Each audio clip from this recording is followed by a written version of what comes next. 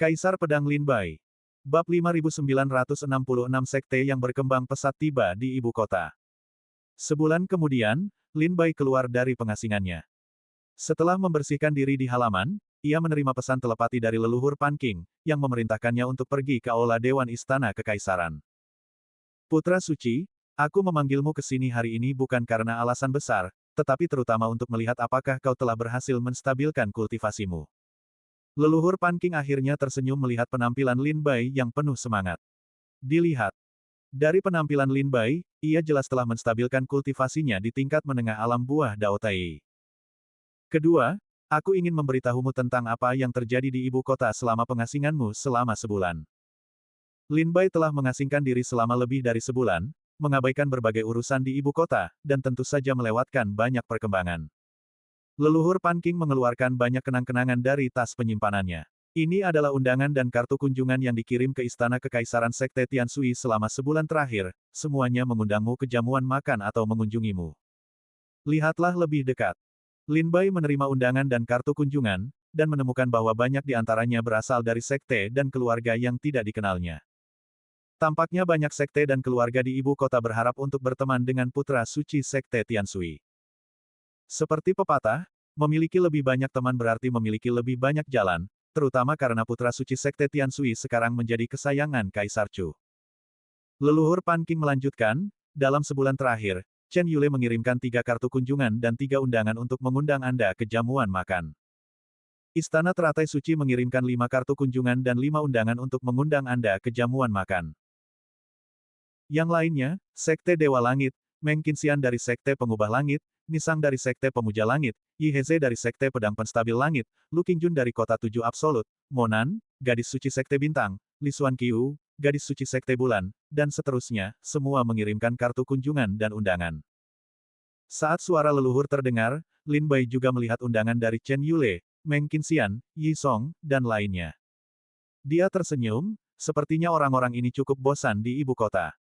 Setelah membaca undangan dan kartu kunjungan, dia menyadari mereka semua mengundang Lin Bai ke jamuan makan dan kemudian untuk jalan-jalan bersama. Undangan selanjutnya menanyakan apakah Lin Bai telah keluar dari pengasingan dan berhasil menembus ke alam buah Dao Tai. Beberapa kartu kunjungan dipenuhi dengan ungkapan keprihatinan untuk Lin Bai dari Chen Yule, Qian Hen, dan lainnya. Mereka semua merasa bahwa Lin Bai terlalu terburu-buru dalam menembus ke alam buah Dao Tai tingkat menengah.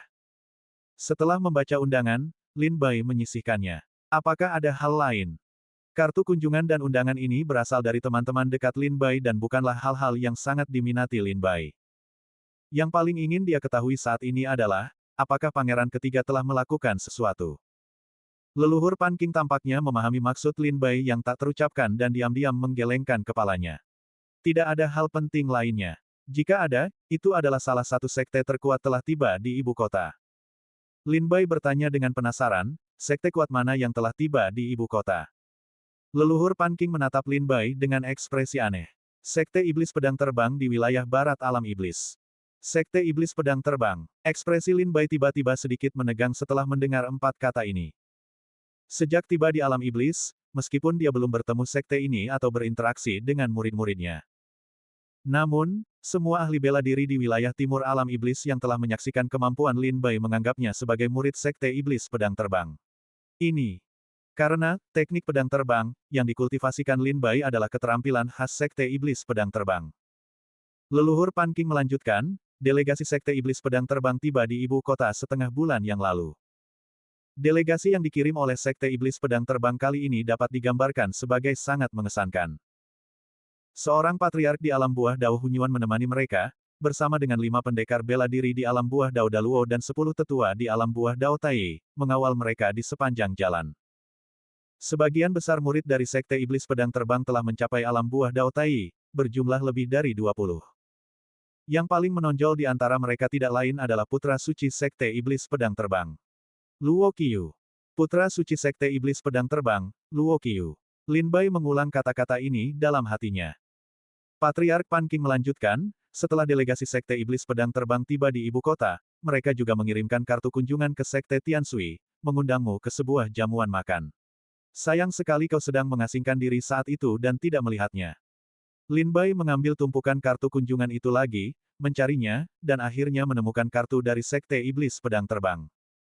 Ini memang kartu kunjungan yang ditulis oleh Luo Qiyu sendiri. Isinya mirip dengan kartu kunjungan lainnya, dimulai dengan beberapa kata-kata sanjungan dan kemudian mengundang Lin Bai ke sebuah jamuan makan. Sekte Dingsheng sudah tiba di ibu kota. Sepertinya ibu kota akan segera menjadi sangat ramai. Lin Bai menarik napas dalam-dalam, tatapannya menjadi serius. Ada jurang pemisah yang signifikan antara sekte yang berkembang dan sekte tingkat atas. Ambil contoh, 5 keluarga dan 7 sekte kerajaan Chu, jika diberi kesempatan yang tepat, mereka dapat digantikan. Sekte Pedang Langit Awan, salah satu dari 27 sekte Chu, melihat kemunduran sekte air surgawi dan bermaksud untuk menggantikannya, menjadi salah satu dari 5 keluarga dan 7 sekte yang baru. Namun, kebangkitan Lin Bai dan kebangkitan sekte air surgawi selanjutnya menyebabkan sekte Pedang Langit Awan meninggalkan ide ini dan terus bersembunyi, menunggu kesempatan yang lebih baik. Terutama setelah pertempuran di Laut Cermin Air, Sekte Pedang Langit Awan menyaksikan kekuatan Sekte Air Surgawi dan tidak berani menghadapinya secara langsung. Bai Yifei menambahkan, setelah tiba di ibu kota, Putra Suci Sekte Iblis Pedang Terbang ini mengalahkan 18 ahli dari alam yang sama dalam 3 hari di arena, Paviliun Harta Karun Senjata Ilahi, mengejutkan Kerajaan Chu. Arena Paviliun Harta Karun Senjata Ilahi, Lin Bai bertanya dengan bingung, Paviliun Harta Karun Senjata Ilahi bahkan memiliki arena. Qiao Mo mengangguk, iya, dibuka untuk umum sebulan yang lalu, mengundang para pendekar yang tiba di ibu kota untuk berpartisipasi dalam duel arena. Banyak putra dan putri suci dari sekte-sekte teratas di ibu kota, karena bosan, suka berlatih tanding di arena Paviliun Harta Karun Senjata Ilahi.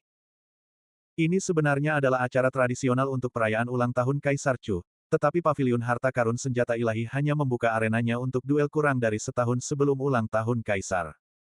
Lin Bai tiba-tiba mengerti. Paviliun Harta Karun Senjata Ilahi adalah kekuatan yang sangat unik, mereka tidak berpartisipasi dalam perebutan kekuasaan dinasti, duel antar sekte, atau perselisihan internal keluarga, mereka adalah kekuatan yang sepenuhnya netral.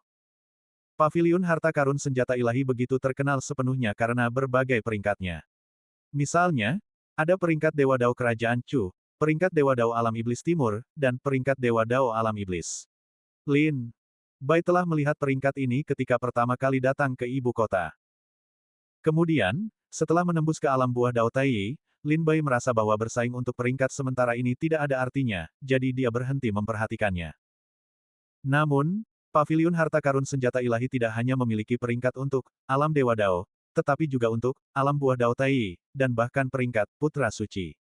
Dengan mendekatnya hari ulang tahun Kaisar Chu, Paviliun Harta Karun Senjata Ilahi mengambil kesempatan ini untuk membuka arena bela diri, mengundang para pendekar bela diri yang tiba di ibu kota untuk berkompetisi dan mengumpulkan lebih banyak informasi untuk menyusun kembali peringkat mereka. Bab 5967 Kunjungan Meng Ye. Dengan didirikannya Dojo Putra Suci dan Putri Suci oleh Sekte Berkembang, Paviliun Senjata Ilahi di ibu kota kekaisaran akan menjadi tempat paling ramai berikutnya. Hal yang sama terjadi setiap kali Kaisar Chu merayakan ulang tahunnya yang ke-10.000. Mata leluhur Pan Qing menyimpan sedikit kenangan saat dia berbicara, seolah mengingat beberapa peristiwa masa lalu. Leluhur Pan Qing dan murid-murid Sekte Tianshui kemudian memberitahu Lin Bai tentang beberapa peristiwa yang terjadi di ibu kota kekaisaran. Namun, bahkan setelah mereka selesai berbicara, Lin Bai masih belum mendengar tentang hal yang paling dia pedulikan. Pergerakan Pangeran Ketiga. Tentu saja, ini tidak mengejutkan, karena Lin Bai belum memberitahu siapapun atau memerintahkan mereka untuk mengumpulkan informasi. Saat ini, hanya 5 seniman bela diri yang mengetahui hal ini, Nona Shen Xian, Lin Bai, Cao Yuxi, dan Zhang Linghu. Zhang Linghu adalah pria yang gegabah, meskipun dia telah berpartisipasi dalam seluruh urusan ini, dia tidak memahami makna yang lebih dalam di baliknya. Tampaknya dia masih perlu menemukan kesempatan untuk bertemu dengan Cao Yuxi, mereka pasti memiliki lebih banyak informasi. Lin Bai memutuskan bahwa setelah keluar dari pengasingan, dia akan mengunjungi Cao Yuxi. Peristiwa terbesar di ibu kota selama bulan ini adalah kedatangan delegasi Sekte Iblis Pedang Terbang. Pada saat yang sama, delegasi dari 5 keluarga dan 7 sekte kerajaan Chu juga akan tiba selama periode ini. Kabar juga datang dari Sekte Tianshui bahwa pemimpin Sekte Chuxi, leluhur Zhang Bailiu, dan murid-murid sekte lainnya telah berangkat dari sekte mereka dan akan segera tiba di ibu kota. Tidak hanya Sekte Tianshui, tetapi juga delegasi dari 5 keluarga dan 7 sekte kerajaan Chu akan tiba di ibu kota selama beberapa bulan ke depan. Mereka yang tiba lebih awal, seperti Lin Bai dan Yi Song, berada di sana untuk berpartisipasi dalam perburuan di lapangan perburuan surga selatan. Hadiah yang disiapkan untuk Kaisar Chu perlu dikirimkan bersama delegasi. Tuan-tuan, seseorang di luar meminta audiensi dengan Tuan Markis Serigala Lin Bai, putra suci. Seorang pelayan melaporkan. Leluhur Pan Qing dan Lin Bai sangat terkejut. Apakah seseorang tahu bahwa Lin Bai telah keluar dari pengasingan? Siapa yang datang berkunjung? Tanya Lin Bai penasaran. Pria itu menyebut dirinya Meng Ye, dan merupakan murid dari senior Wu Chuan Weng, kepala ahli senjata di Paviliun Misteri Surgawi. Jelas pelayan itu, mengungkapkan identitas pria tersebut. Dia mengatakan bahwa waktu yang disepakati dengan Tuan Markis Serigala telah berlalu, jadi senior Wu Chuan Weng memerintahkannya untuk mengantarkan harta karun yang telah dipercayakan putra suci Lin Bai untuk dimurnikan. Pelayan itu menjelaskan tujuan pria tersebut kepada Lin Bai dan leluhur Pan Qing, dan Lin Bai akhirnya mengerti. Sebelum mengasingkan diri, dia telah mempercayakan tulang iblis mata air kuning dan pohon kuno mata air kuning kepada senior Wu Chuan Weng untuk ditempa ulang.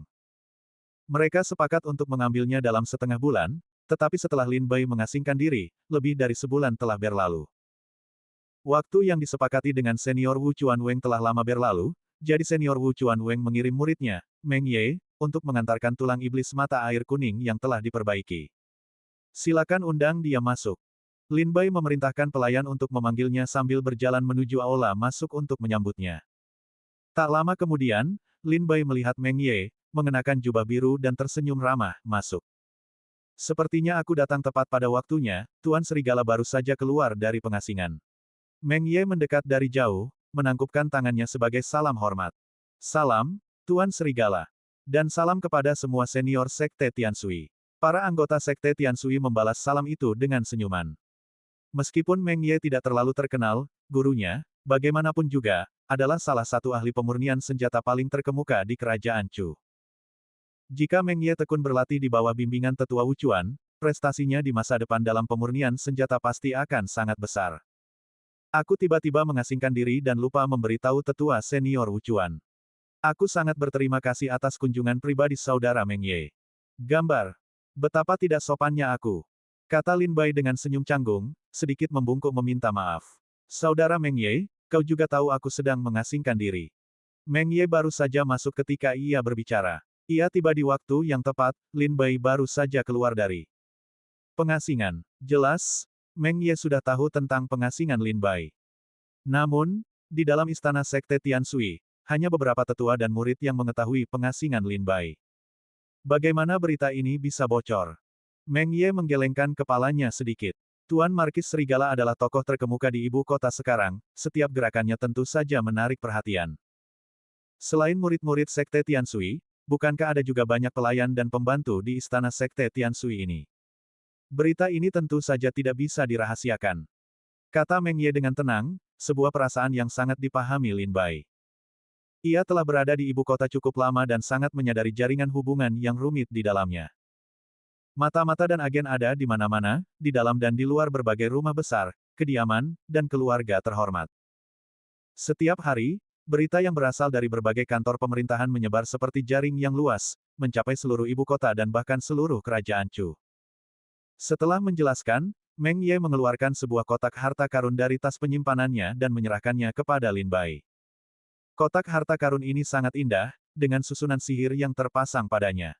Setelah Lin Bai membukanya, ia menemukan sepotong tulang hitam keemasan di dalamnya. Itu adalah tulang iblis mata air kuning yang telah dipulihkan sepenuhnya. Saat ini, tulang iblis mata air kuning tidak memiliki retakan sama sekali, tampak seperti tulang hitam bertatahkan pola emas. Ia memancarkan fluktuasi kekuatan yang mengerikan, fluktuasi kekuatan yang tidak kalah dengan kultivator tingkat tinggi alam buah Dao Tai. Benda ini diperbaiki oleh guruku, dan aku juga menggunakan beberapa teknik di dalamnya. Setelah Kakak Lin mengintegrasikannya ke dalam tubuhnya, dia akan memiliki kekuatan buah Dao Tai tingkat tinggi dalam waktu setengah jam. Tapi Kakak Lin, tolong ingat, hanya setengah jam. Setelah setengah jam, Kakak Lin harus melepaskan tulang iblis mata air kuning, jika tidak, dia akan terkena dampak buruk dari tulang iblis mata air kuning, yang mengakibatkan cedera serius atau bahkan kematian. Harap ingat ini, Kakak Lin. Meng Ye menjelaskan efek dan konsekuensi negatif dari tulang iblis mata air kuning kepada Lin Bai secara detail. Lin Bai mengingatnya dengan baik dan berterima kasih lagi. 50.000 giok abadi. Meng Ye menyebutkan harga itu dengan belak-belakan. Ini adalah harga giok abadi yang telah disepakatinya dengan Wu Chuanweng. Tetapi saat ini, Lin Bai tampak gelisah, karena setelah menembus ke alam buah Dao Tai tingkat menengah, dia telah menggunakan semua 270.000 giok abadi di kantung penyimpanannya. Dia juga telah menggunakan semua giok abadi di kantung penyimpanannya untuk mengkonsolidasi dan menstabilkan kultivasinya, dan sekarang dia tidak memiliki satu pun giok abadi yang tersisa di kantung penyimpanannya. Lin Bai tersenyum getir tak berdaya, karena benar-benar lupa tentang masalah ini. Tuan Markis Serigala baru saja menembus ke alam buah Dao Tai tingkat menengah, jadi Anda pasti hanya memiliki sedikit giok abadi yang tersisa di tas penyimpanan Anda, bukan? Meng Ye memperhatikan kesulitan Lin Bai dan berkata sambil tersenyum, Tuan Markis Serigala, tidak perlu khawatir. Hanya 50.000 giok abadi. Anda bisa berhutang padanya untuk sementara dan memberikannya kepada guru saya sebelum beliau meninggalkan ibu kota. Lin Bai dengan penuh syukur menggenggam tangannya dan berkata, terima kasih, Saudara Meng. Saya salah dalam hal ini, mohon maafkan saya, Senior Wu Chuanweng. Saya pasti akan memberikan giok abadi itu kepada Anda dengan sepenuh hati setelah beberapa waktu. Berhutang 50.000 giok abadi, sepertinya saya perlu mencari cara untuk mendapatkan lebih banyak. Lin Bai sedikit mengerutkan kening. Dia perlu mencari cara untuk menghasilkan uang. Bab 5968 terjebak dalam perangkap. Meng Ye dan Wu Chuanweng sama-sama tahu bahwa Lin Bai baru saja mengasingkan diri untuk berkultivasi, tanpa diragukan lagi berusaha menembus ke alam buah Dao Tai tingkat menengah. Entah Lin Bai berhasil atau gagal, dia pasti hanya akan memiliki sedikit giok abadi yang tersisa. Oleh karena itu, ketika Wu Chuanweng mengirim Meng Ye, dia menginstruksikannya, jika Lin Bai tidak dapat menghasilkan giok abadi untuk sementara waktu, tidak perlu memaksanya. Lagi pula, Lin Bai, sebagai Markis Serigala dan putra suci Sekte Tianshui, tentu tidak akan mengambil risiko berselisih dengan Wu Chuanweng hanya karena 50.000 giok abadi. Hanya 50.000 giok abadi, Markis Serigala tidak perlu mengkhawatirkannya, kata Meng Ye dengan santai. Dia melihat sekeliling dan berkata dengan suara rendah, Markis Serigala, selain membawa tulang iblis mata air kuning, saya memiliki hal lain yang ingin saya bicarakan dengan Anda. Lin Bai memperhatikan tatapan Meng Ye dan tahu bahwa dia tidak menganggap ini tempat yang tepat untuk berbicara, jadi dia ingin mengajak Lin Bai ke tempat yang terpencil. Kalau begitu, Saudara Meng, silakan datang ke kediamanku yang sederhana ini untuk berkumpul. Dengan itu, Lin Bai mengucapkan selamat tinggal kepada anggota Sekte Tianshui dan memimpin Meng Ye menuju kediamannya. Setelah memasuki halaman, Lin Bai mengaktifkan susunan sihir. Saudara Meng, hanya kita berdua di sini, jadi kita bisa berbicara terus terang. Hanya kita berdua, Meng Ye menggelengkan kepalanya dan tersenyum.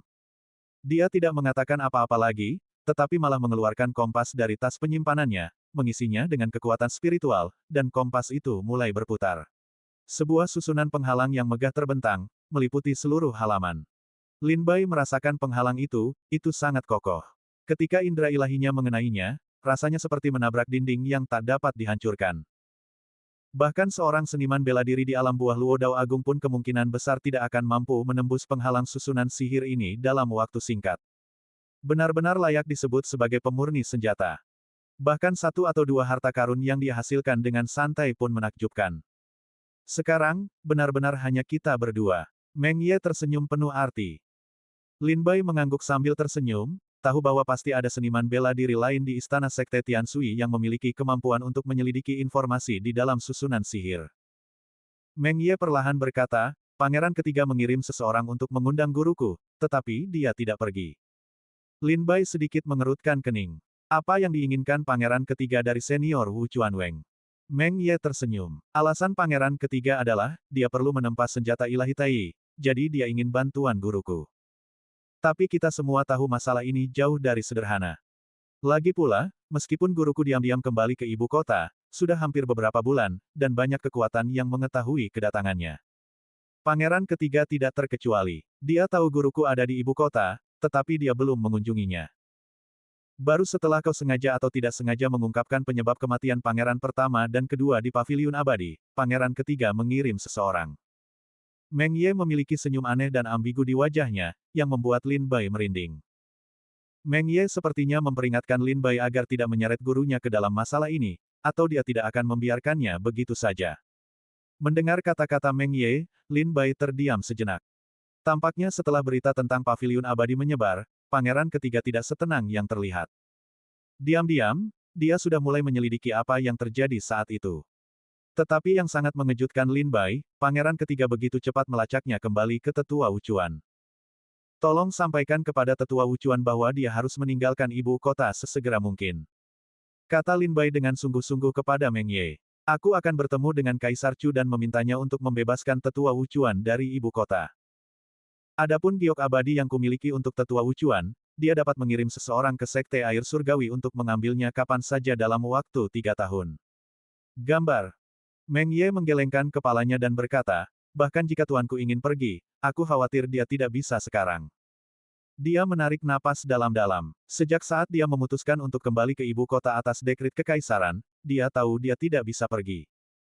Meng Ye bergumam pada dirinya sendiri, menatap kosong ke langit, menghela napas berulang kali. Kau tahu, ketika dekrit yang mulia sampai kepada tuanku, dia masih punya pilihan. Dia bisa saja memilih untuk tidak datang. Aku juga menasihatinya untuk tidak datang. Karena ibu kota adalah rawa besar. Siapapun yang masuk ke sana tidak mudah keluar. Bahkan jika mereka keluar, mereka akan tertutup lumpur.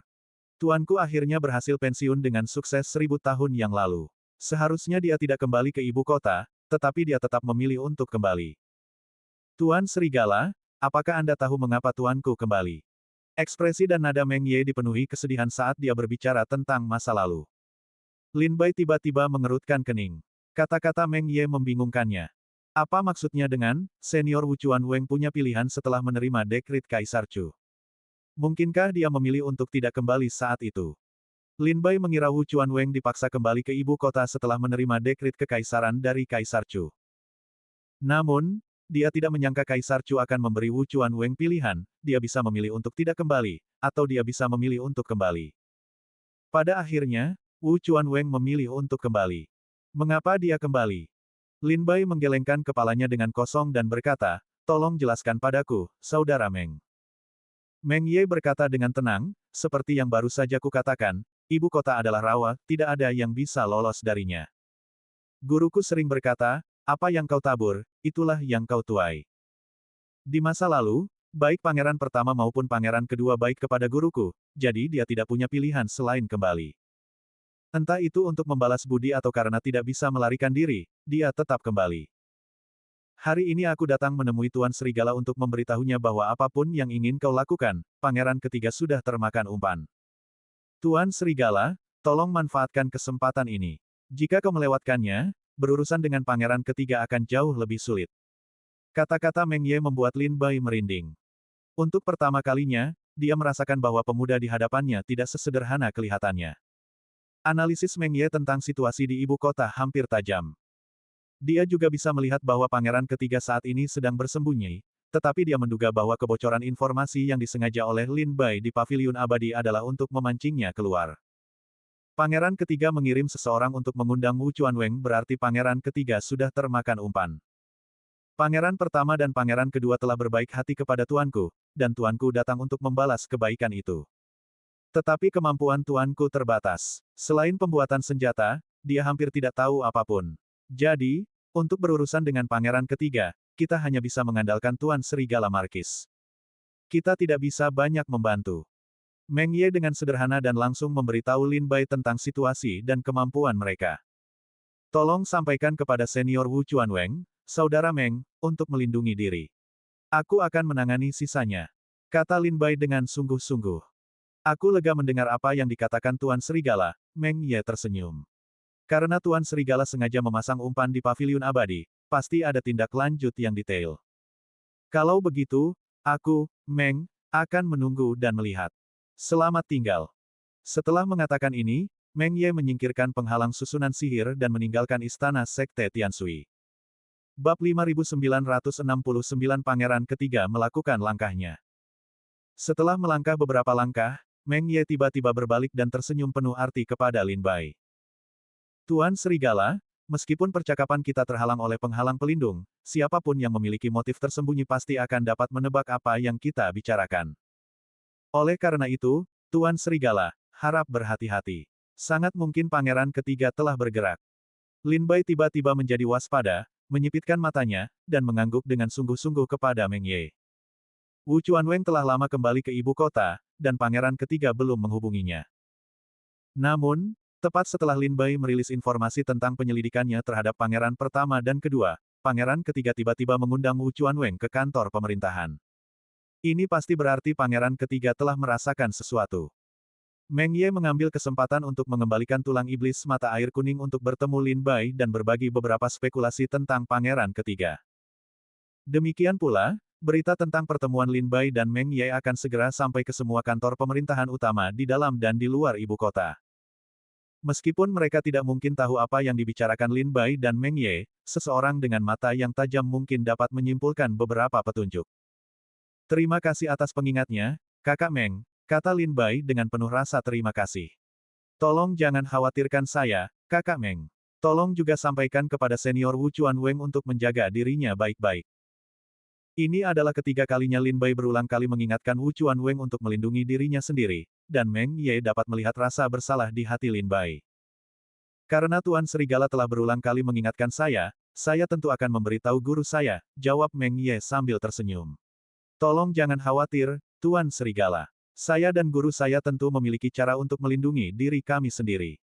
Bahkan jika kerajaan Chu runtuh, kami akan dapat melarikan diri dengan selamat. Selamat tinggal, kata Meng Ye, dan terus berjalan maju. Tetapi setelah mengambil beberapa langkah lagi, dia berhenti, berbalik ke Lin Bai, dan berkata, jika Markis Tuan Serigala membutuhkan giok abadi, dia dapat mencoba peruntungannya di paviliun harta karun senjata ilahi. Lin Bai bingung. Apa maksudmu? Meng Ye tersenyum dan berkata, baru-baru ini, paviliun harta karun senjata ilahi telah membuka arena bela diri, dan putra dan putri suci dari berbagai sekte sering berkunjung ke sana. Meng Qinxian dari Lord Wolf Markis juga sering mengunjungi paviliun harta karun senjata ilahi. Petik 2. Di arena bela diri, meskipun itu untuk kompetisi bela diri dan cedera dilarang, bukan berarti taruhan tidak dapat dilakukan. Banyak putra dan putri suci menggunakan kompetisi bela diri sebagai dalih untuk berjudi demi giok abadi. Paviliun harta karun senjata ilahi diam-diam menyetujui hal-hal ini. Tentu saja, paviliun harta karun senjata ilahi juga memiliki bisnis sendiri, yaitu menjalankan tempat perjudian. Di dalam dan di luar paviliun harta karun senjata ilahi, ada banyak sekali tempat perjudian dengan berbagai ukuran. Setiap kali ada pertandingan judi di arena, tempat perjudian akan dibuka. Paviliun harta karun senjata ilahi menghasilkan banyak uang. Setelah mengatakan ini, Meng Ye tidak berlama-lama dan segera meninggalkan istana Sekte Tianshui. Lin Bai tercengang. Paviliun harta karun senjata ilahi benar-benar memiliki bisnis abu-abu seperti itu. Menurut pemahaman Lin Bai tentang paviliun harta karun senjata ilahi, mereka tidak ikut serta dalam perebutan kekuasaan dinasti, tidak pula dalam perselisihan internal keluarga, atau dalam pertempuran sekte. Mereka adalah kekuatan yang sepenuhnya netral. Lin Bai mengira paviliun harta karun senjata ilahi itu tidak mementingkan diri sendiri, tetapi dia tidak menyangka mereka memiliki bisnis gelap seperti tempat perjudian secara diam-diam. Ini memang cara yang bagus untuk mendapatkan giok abadi. Lin Bai diam-diam mencatatnya. Lin Bai membutuhkan giok abadi. Dia tidak hanya membutuhkan giok abadi untuk melunasi hutang 50.000 giok abadi, tetapi juga membutuhkan giok abadi untuk menembus ke alam seni bela diri yang lebih tinggi. Ho! Lin Bai menarik napas dalam-dalam dan diam-diam mengingat proses terobosan ini, terobosan ke alam buah Dao Tai tingkat menengah ini, termasuk uang yang digunakan untuk terobosan dan uang yang digunakan untuk mengkonsolidasi kultivasi saya, telah sepenuhnya menghabiskan 270.000 giok abadi di tas penyimpanan saya. Gambar. Seperti yang diharapkan, catatan kuno itu benar. Klan Pemakan Langit membutuhkan sejumlah besar giok abadi untuk setiap terobosan. Jika aku ingin menembus ke alam buah Dao Tai tingkat atas lagi, aku mungkin tidak akan berhasil tanpa 300.000 hingga 500.000 giok abadi. Tatapan Lin Bai semakin dalam, merasakan tekanan yang sangat besar. Seniman bela diri biasa, seperti Qiao Mo dan Qin Yao, dapat menembus ke alam buah Dao Tai tingkat menengah dengan maksimal sekitar 100.000 giok abadi. Tetapi klan Pemakan Langit membutuhkan beberapa kali lipat jumlah itu, dan semakin tinggi tingkat kultivasi, semakin banyak giok abadi yang dibutuhkan. Lin Bai perlu menemukan cara yang tepat untuk mendapatkan uang, jika tidak, giok abadi pasti akan menjadi rintangan terbesar di jalan kultivasinya. Tapi aku masih perlu bergegas ke arena duel pavilion harta karun senjata ilahi. Lagi pula, aku baru saja menembus ke alam buah Dao Tai tingkat menengah dan tidak bisa menembus ke alam tingkat atas dalam waktu singkat. Saat ini, aku harus memfokuskan perhatianku pada pangeran ketiga dan mencoba memanfaatkan kesempatan ini untuk mengalahkannya dalam satu serangan. Setelah berpengalaman dengan terobosan, Lin Bai semakin merasa bahwa menembus ke alam buah Dao Tai tingkat atas sama sekali tidak bisa terburu-buru. Dia harus sepenuhnya siap sebelum mengambil tindakan apapun. Siap, di sini tidak hanya berarti memiliki cukup giok abadi, itu juga berarti memiliki kesempatan yang cukup menguntungkan dan pertemuan yang kebetulan. Jika dia bertindak gegabah lagi, seperti ketika dia menembus ke alam buah Dao Tai tingkat menengah, Lin Bai mungkin menyebabkan buah daunnya runtuh, membuat kultivasi bertahun-tahun yang berat menjadi sia-sia. Aku akan mencoba menemui Cao Yuxi dulu, lalu membuat rencana lebih lanjut. Setelah beristirahat sehari, Lin Bai berencana untuk meninggalkan istana Sekte Tianshui saat fajar keesokan harinya dan menuju ke restoran Hongtian. Tepat saat dia melangkah keluar dari halaman, dia melihat Qiao Mo dan Qin Yao berjalan ke arahnya. Kakak senior putra suci, apakah kau akan keluar? Qiao Mo dan Qin Yao mengira Lin Bai akan terus mengasingkan diri, dan agak bingung melihatnya pergi. Ya, aku ada urusan yang harus diselesaikan. Lin Bai mengangguk sambil tersenyum. Kalau begitu, kami akan ikut denganmu. Qiao Mo dan Qin Yao tahu bahwa Lin Bai sedang merencanakan sesuatu. Masalah ini sangat penting dan sangat berbahaya. Tetapi Lin Bai tidak memberitahu mereka secara eksplisit, dan mereka tidak bertanya lebih lanjut. Lin Bai awalnya ingin menolak, tetapi Qiao Mo menambahkan, kakak senior putra suci, jangan khawatir, kami tidak akan merepotkanmu.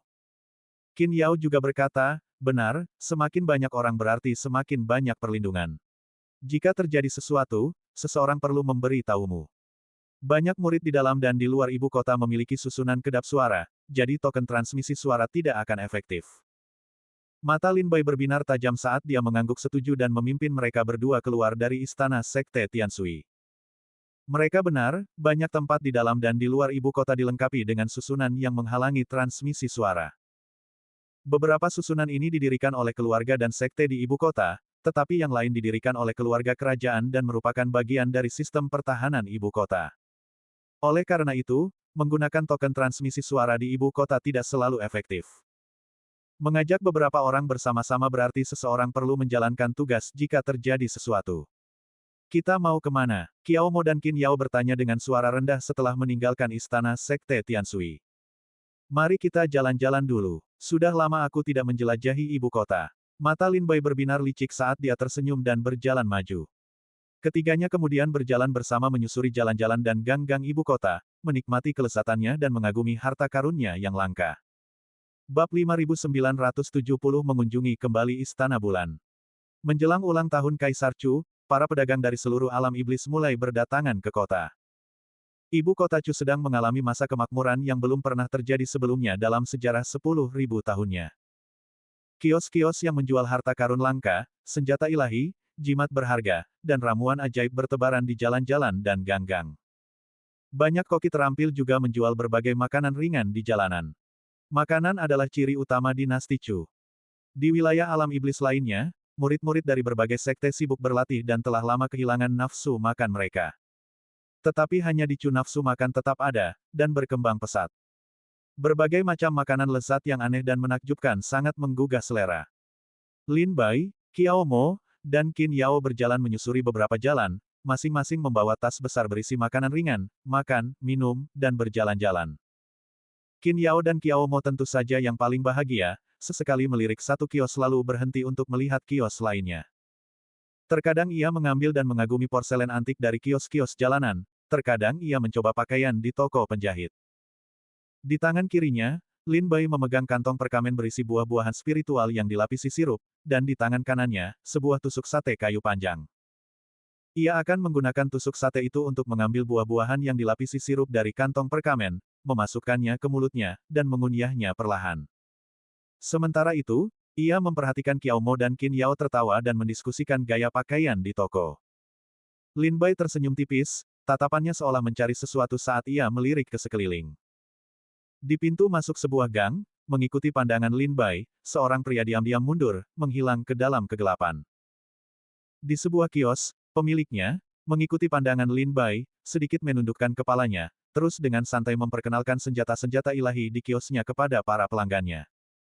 Di kerumunan di belakangnya, banyak pendekar bela diri mengalihkan pandangan mereka dari Lin Bai dan diam-diam menghilang ke dalam kerumunan. Lin Bai memperhatikan banyak hal seperti itu.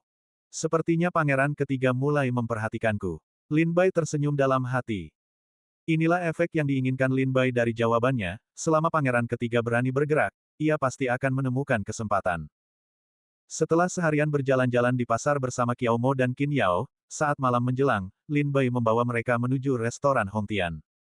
Kakak senior putra suci, apakah kau akan pergi ke Istana Bulan?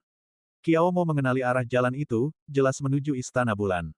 Setelah malam tiba, Istana Bulan menjadi tempat yang ramai di ibu kota. Kurang lebih, tidak sepenuhnya. Lin Bai tersenyum misterius, mari kita cari tempat makan. Qiao Mo dan Qin Yao tampak mengerti, tetapi tidak bertanya lebih lanjut. Namun, ekspresi mereka tidak baik, dan mereka mengikuti Lin Bai dengan sedikit kesal. Pergi ke Istana Bulan untuk bersosialisasi lagi. Kau seharusnya Markis Serigala dari Chu. Putra suci Sekte Tian Sui, menghabiskan hari-harimu di rumah bordil seperti itu, perilaku macam apa ini? Ketika ketua sekte dan leluhur Zhang Bailiu tiba di ibu kota, mereka pasti akan memarahimu habis-habisan. Qiao Mo dan Qin Yao sama-sama memasang ekspresi dingin, saling bertukar pandangan seolah-olah mereka dapat merasakan pikiran satu sama lain. Tidak jauh dari Istana Bulan, Lin Bai melihat lentera merah besar restoran Hongtian dan berjalan ke arahnya sambil tersenyum. Saat Lin Bai berjalan menuju restoran Hongtian, sebuah transmisi suara tiba-tiba terdengar di telinganya. Tuan Markis Serigala, Istana Bulan, 72 Istana, Istana Teras Rusa, Nona Rusa Putih. Mendengar suara itu, Lin Bai sedikit mengerutkan kening, dia mengenali sumbernya. Suaranya kering dan serak, penuh dengan pengalaman pahit, seperti suara seorang jenderal yang telah mengalami banyak pertempuran. Zhang Linghu, Lin Bai langsung menduga bahwa orang yang mengirimkan suara itu pasti Zhang Linghu. Setelah menerima transmisi, Lin Bai tidak berlama-lama dan langsung menuju Istana Bulan, tiba di dermaga untuk menunggu kapal. Gambar. Aku ada urusan di Istana Bulan. Kalian berdua sebaiknya pulang dulu, kata Lin Bai sambil tersenyum kepada Qiao Mo dan Qin Yao. Istana Bulan, bagaimanapun juga, adalah tempat hiburan. Meskipun tidak ada aturan eksplisit yang melarang wanita masuk, kebanyakan wanita memandang rendah tempat itu. Terutama wanita dari 5 keluarga dan 7 klan Chu, dan keluarga terkemuka Chu lainnya, yang sangat membenci tempat ini. Karena suami mereka kebanyakan sering mengunjungi tempat-tempat seperti itu. Qiao Mo menatap Lin Bai dengan tatapan membunuh. Apa yang bagus dari tempat ini? Mengapa kakak putra suci pergi ke sana? Qin Yao cemberut dan berkata, jika kakak putra suci suka mendengarkan musik, kita juga bisa bernyanyi. Mengapa pergi ke tempat seperti ini? Lin Bai tersenyum masam. Kalian terlalu banyak berpikir. Aku tidak akan mendengarkan musik. Beberapa hal lebih baik tidak diucapkan. Kalian akan mengerti nanti. Qiao Mo dan Qin Yao menatap Lin Bai dengan tidak percaya, kalian tidak akan mendengarkan musik. Apakah kau akan melantunkan sutra dan membaca kitab suci Buddha? Tak seorang pun akan percaya omong kosongmu. Ekspresi Lin Bai berubah serius saat ia menjelaskan, ini benar-benar urusan penting.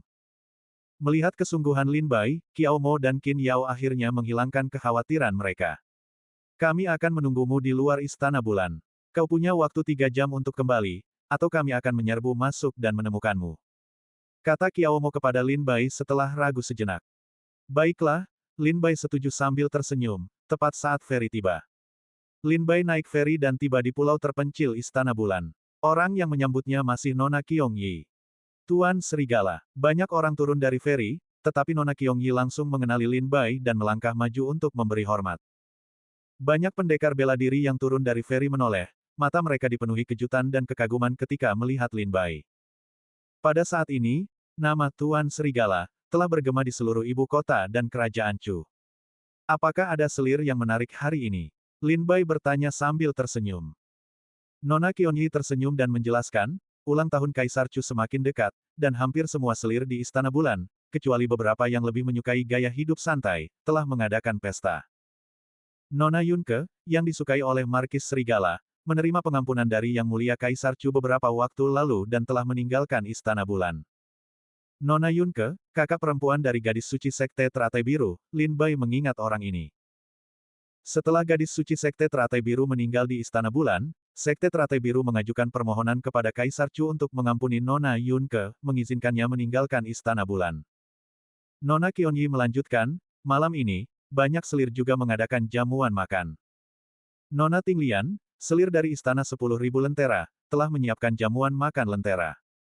Nona Qiyun, selir dari Menara Bangau Putih, akan memainkan 3 alat musik sider. Nona Qionyi tanpa lelah memperkenalkan para selir dari 72 istana dan 99 menara Istana Bulan kepada Lin Bai.